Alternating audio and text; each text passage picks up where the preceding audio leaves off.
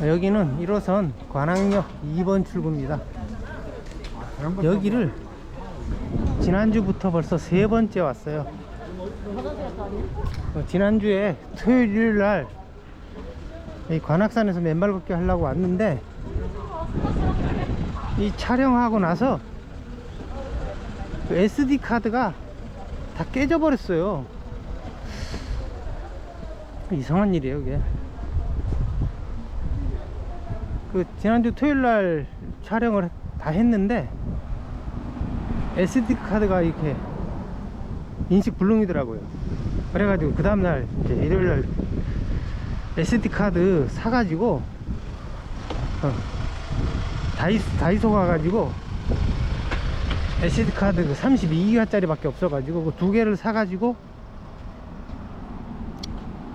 두 개를 사고 또 32기가 짜리 또 원래 있는 게 있어가지고 3개 가지고 촬영을 했는데, 원래 있던 32기가 짜리가 또 보니까 다 지워졌어요. 이게 이렇게 연속해서 이렇게 SD 카드가 깨지는 일은 20년 동안 촬영했지만 처음이에요. 처음.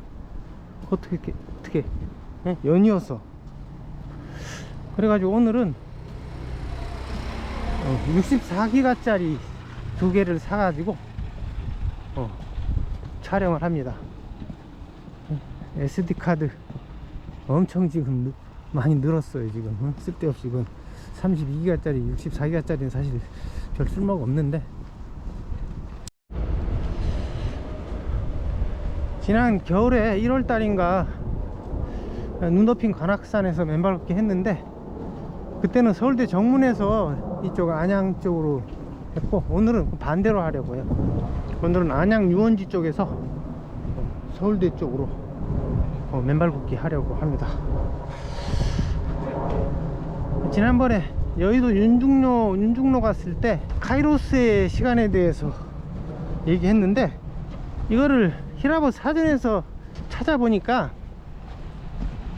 카이로스의 그 순간에서 영혼으로 가는 시간이라는 그런 뜻은 없어요. 사전에 그렇게 깊은 의미까지는 있다 그래도 실을 수는 없죠. 근데 제가 이 맨발로 철학여행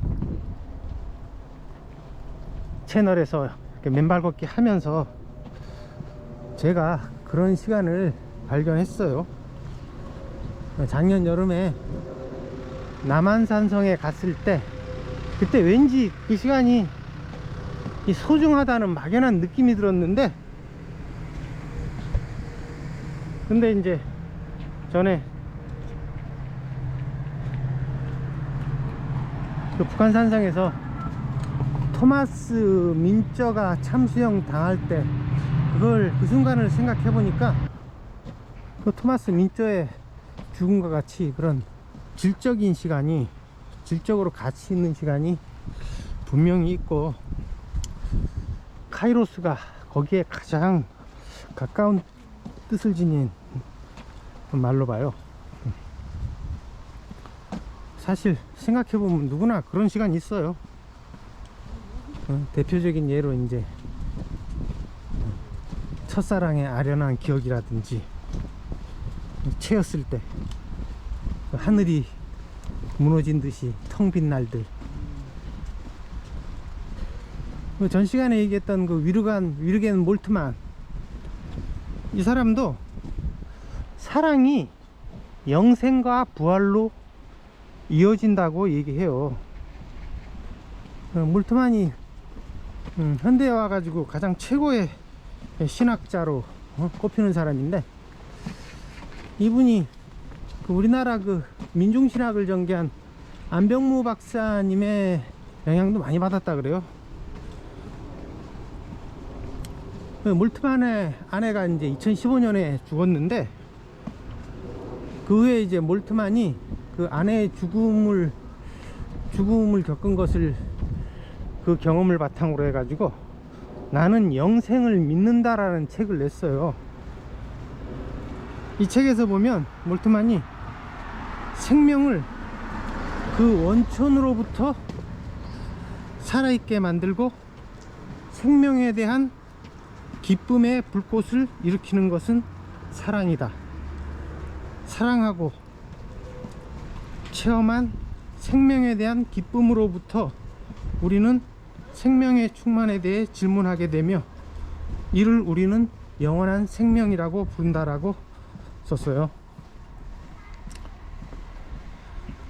몰트만은 사랑할 때와 같이 기쁨이 충만한 순간이 영원이며 이런 순간이 카이로스의 시간이라는 것을 동의할 것 같아요.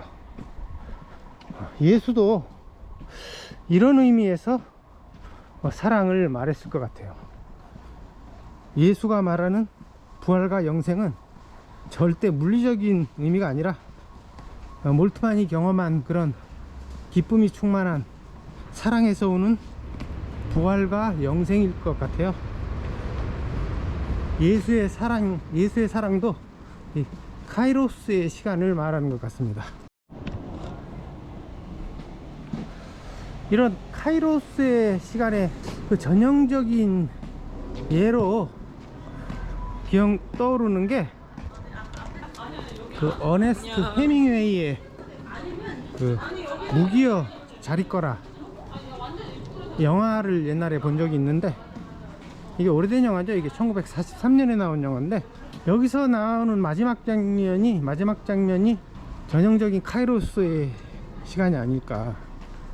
이 영화의 배경이 그러니까 스페인 내전이죠. 그때 이제 프랑코 군대에 맞서 가지고 이제 외국인들도 많이 용병으로 참여하죠. 거기에 이제 로베르토가 게리 쿠퍼가 나오는데, 이 게릴라 부대로 참전을 해요. 그래가지고 그 전략적으로 중요한 다리를 폭파시키는 임무를 맡아서 그거를 이제 성공적으로 마치고 후퇴할 때 아군들을 다 살리기 위해 가지고 그 게리 쿠퍼가 혼자 그 협곡 같은데 딱 기관총으로 혼자 지키고 나머지는 다 가라 그러죠. 철수하라 그러죠. 그러니까 이제 그 애인인 마리아 잉그리드 버그만이 이제 울며 불며 이제 같이 있겠다고 고집을 하죠. 그러면서 잉그리드 버그만이 당신과 영원히 같이 있을래요, 로베르토. 그러니까 게리 쿠퍼가 마리아, 당신이 가면 나도 가는 거야. 지금은 우리의 시간이야. 결코 끝이 아니야. 항상 우리가 같이 있다는 것을 기억해. 이 게리 쿠퍼하고 잉그리드 버그만한테서, 그러니까 마리아와 로베르토는 그 순간이 마지막 순간이라는 것을 알고 있죠. 로베르토와 마리아는 그 순간이 마지막이라는 것을 알고 있지만 동시에 순간에서 영혼으로 가는 카이로스의 시간이라는 것을 느끼고 있는 것 같아요.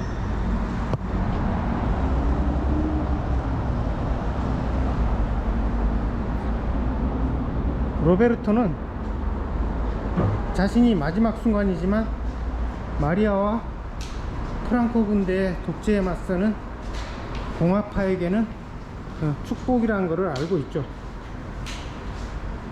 근데 이 영화에서 프랑코 군대가 독재이고 거기에 맞선 공화파가 민주주의라는 설정은 이게 진실을 왜곡했죠. 이거 따지자면 공화파도 자본주의가 지원하는 것이라서 독재에서 벗어나지 못하죠. 그 영생과 부활이라는 게 물리적으로는 이게 불가능하죠. 사랑할 때와 같은 기쁨이 충만한 순간만이 영생과 부활을 만드는 게 아닐까. 이런 기억들은 평생 가죠. 사람이 죽는 순간에 이런 기억들이 주마등처럼 흘러간다고 합니다. 누구에게나 잊혀지지 않는 순간이 있고, 이런 시간들을 생각해 보면 순간에서 영혼으로 가는 신비한 시간은 분명히 존재하고, 그것이 카이로스의 시간이라고 할 수 있어요. 여기 지하터널을 나와가지고 돌아가면은 안양예술공원 쪽이에요. 여기 에스컬레이터도 있는데 시끄러우니까 도로 골목으로 가도록 하죠.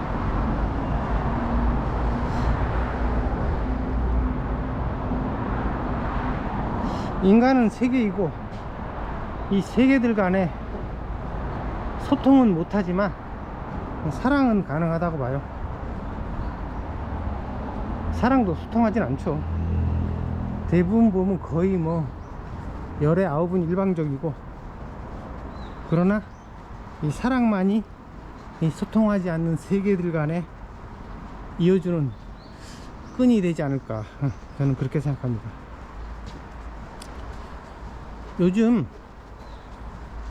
그 양재동에 가면 유럽 인문 아카데미라는 데가 있는데, 거기서 제가 요새 그 호메로스의 그 오디세이아를 공부하는데, 이걸 그러면서 오디세이아를 제가 요새 읽어봤는데, 처음으로 읽어봤는데, 그 오디세이아에서 그 호메로스가 가장 말하고 싶은 게 이 카이로스의 시간인 것 같아요.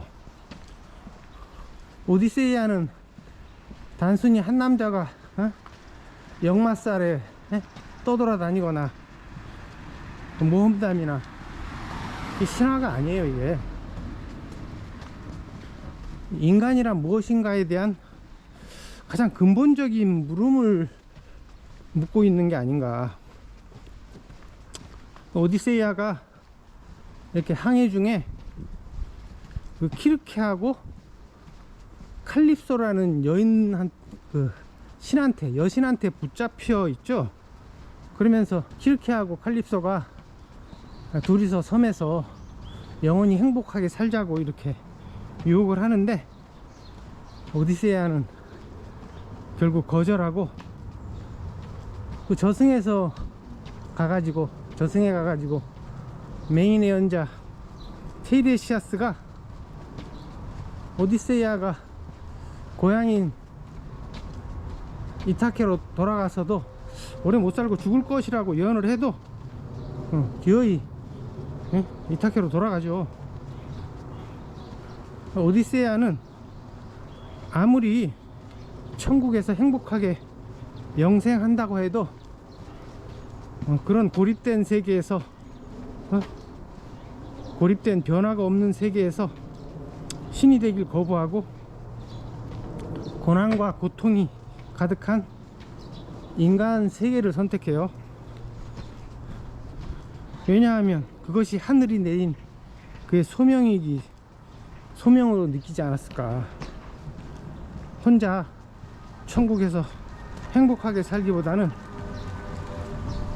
아내 페넬로페를 다른 남자한테 뺏기고, 아들 텔레마코스하고 늙은 아버지 라에르테스가 비참하게 사는 그런 무책임한 남자가 되기보다는 그런 무책임이 죽음보다 더 싫었기 때문이 아닐까. 오디세이아는 자기 혼자만의 행복보다는 많은 사람들의 행복에 대한 자신의 책임과 명예를 더 중시했을 것 같아요. 카이로스의 시간은 혼자만의 시간이 아니라 많은 사람들의 삶에 관련되어 있기 때문에 충만한 시간이에요. 가장 주관적인 시간이기도 하지만 가장 객관적인 시간이기도 한 것이 바로 카이로스의 시간이라고 봅니다. 이 오디세우스가 저승에서 아킬레스도 만나는데, 아킬레스가 하는 말이 영광스러운 오디세우스여, 나는 세상을 떠난 모든 죽은 자들을 통치하느니 차라리 지상에서 머슴이 되어 농토도 없고 재산도 많지 않은 가난한 사람 밑에서 품이라도 팔고 싶소, 이렇게 얘기해요. 그러니까 우리 속담으로 개똥밭을 굴러도 이승이 낫다. 이 정확한 똑같은 의미죠 이게. 그런 말을 아킬레스가 하고 있어요. 그래서 이 그리스 신화라는 게 현세의 가치가 내세와 비교가 안 된다는 것을 말하고 있는 것 같아요. 그리스 신화가 아니라 사실은 인간에 대해서 말하고 싶은 거죠. 신에 대해서 말하고 싶은 게 아니라. 호메로스는 인간의 짧은 삶 자체가 영생하는 신보다 더 가치 있는 카이로스의 시간이라는 것을 말하고 있는 것 같아요. 나중에 제가 경험 철학을 수립하고 싶다 그랬는데 여기서 오디세이아를 많이 인용할 것 같아요. 근데 기독교는 이 카이로스의 시간을 부정하는 것 같아요. 왜냐하면 기독교가 현세를 비하하고 내세를 내세우면서 천국과 영생을 말하죠. 그게 구원이라고 하는데, 근데 이런 사상이 고대 그리스에서는 이 소크라테스한테서 처음 나타나요. 소크라테스가 이제 재판을 받을 때 벌금만 좀 많이 내면은 충분히 살 수 있었는데 그 벌금을 조금만 내겠다고 고집해가지고 결국 죽음을 선택하죠. 그러면서 자신은 영혼이 있고 내세가 있다는 걸 확신한다면서, 그게 바로 이제 육체와 현세를 저주하고 자살한 셈이죠 이게. 이런 현세 비하 사상이 제자인 플라톤한테 이어지고, 기독교 교부 철학에서 이 신플라톤주의를 많이 차용함으로써 영혼과 내세를 중시하는 종교가 되어버렸죠. 근데 오디세우스에서 보듯이 그 영혼과 내세는 소크라테스와 플라톤이 그리스 철학의 전통을 뒤엎은 거예요 이게.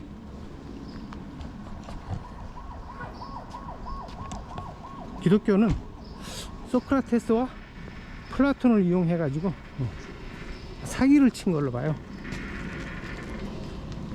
내세와 영생만큼 사기치고 돈 벌기 쉬운 것도 없죠. 그 때문에 제가 계속 기독교가 유대교의 상업화라고 얘기하는 이유가 그거죠. 그리고 따져보면은 기독교에서 말하는 영생과 천국이란 게 극도로 이기적인 것이죠 이게. 다른 모든 사람들이나 세상에 종말이 와도 좋고 자기 혼자만 천국에 가서 영생하면 된다는 말이죠 이게. 그리고 천국에서 딱히 하는 일도 없어요. 영생할 뿐, 아무런 변화가 없는 고립된 그 천국에서 혼자 행복한 것은 아무 의미가 없어요. 극단적으로 이기적일 뿐만 아니라 이게 범죄적이에요 이게.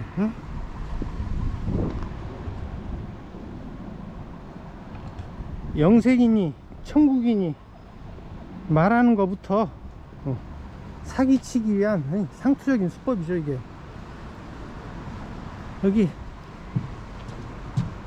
계곡 물이 나왔는데 이게 안양천으로 이어지나 이게 도림천으로 이어지나 그래. 이게 아마 도림천으로 이어질 거예요 아마. 나중에 이제 도림천이 안양천에 합류하니까 그게 그거긴 하지만 별로 또 계곡으로 내려가서 걷도록 하겠습니다. 이때까지 휴거 온다고 전재산 내놓으라고 사기친 놈들 많았는데 결국 뭐 휴거 안 왔죠. 결국 사기란 거 다 드러난 거고, 기독교는 예수가 말한 사랑을 왜곡하고 유대교하고 만몬신으로 바꿔친 것이죠.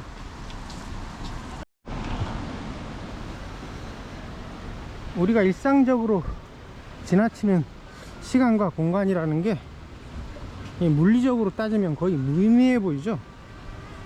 저는 이렇게 무의미해 보이는 시간과 공간에 뭔가 특별한 의미가 있지 않을까 이렇게 자주 생각하곤 하는데, 희소성이 없는 공기가 경제적인 가치가 없다고 생각하지만은 화성에 가면은 그 가치가 절대적이 되죠.